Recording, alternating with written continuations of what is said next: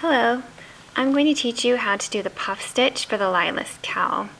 As you can see, I've already started on my work. I'm only on row 2. So I'm going to start with the part where we start the repeats.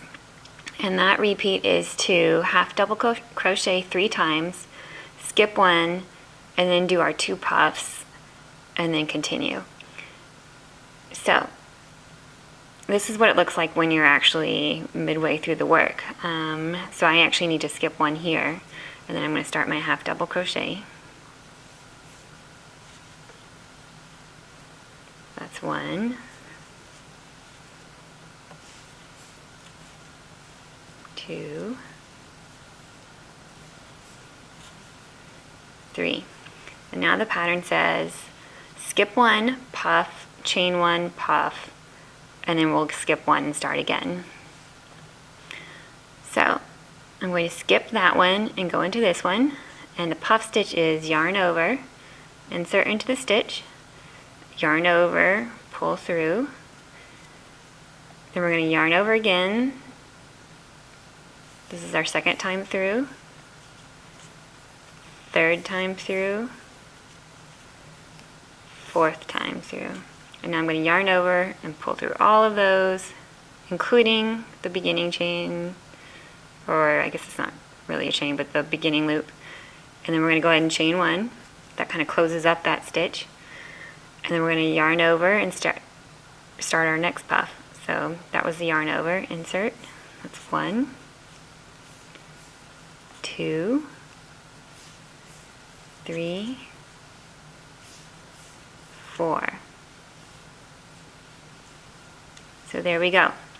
Now I want to give you some tips. So let me go ahead and do the next 3 half double crochet. So remember, we skip 1, and then we half double crochet 3 times.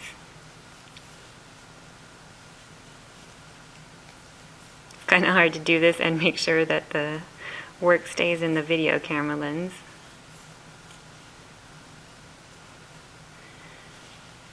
Okay, so now I'm going to puff again, and I'm going to give you a tip.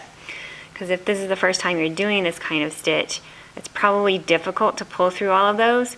So what you want to do is, when you go through your stitch and you pull through, don't keep that too tight.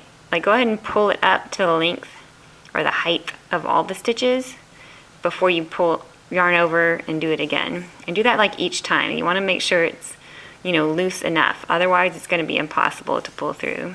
That's 3, 4. And so you should be able to pull through. Sometimes I do little twisty things like this to get it through. The other thing is, if you have a hook like this, it works better because you see it's a low profile. That part doesn't stick out too much. I'm going to show you a different hook that does kind of stick out.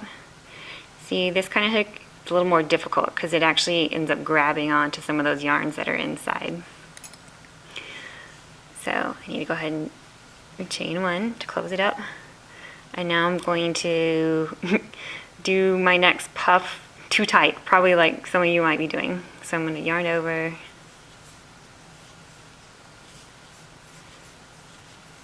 it's already getting tight and really difficult to move.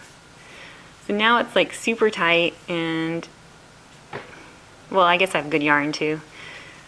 It worked, but it was more difficult, and if you have a hook like the other kind, it would be even more difficult. So yeah, I'm going to undo that and do it again, but make sure it's a little bit looser. Also, if you do it looser, you can just do the whole work faster. It generally works better if you don't like spend a lot of time on each stitch. You'll probably end up going a lot faster. And of course I lost count on that one. So if you go faster and you're not talking, you also don't lose count. So that's 1, 2, 3, 4, and pull through. And then skip 1, and then we start our next repeat. And there you go.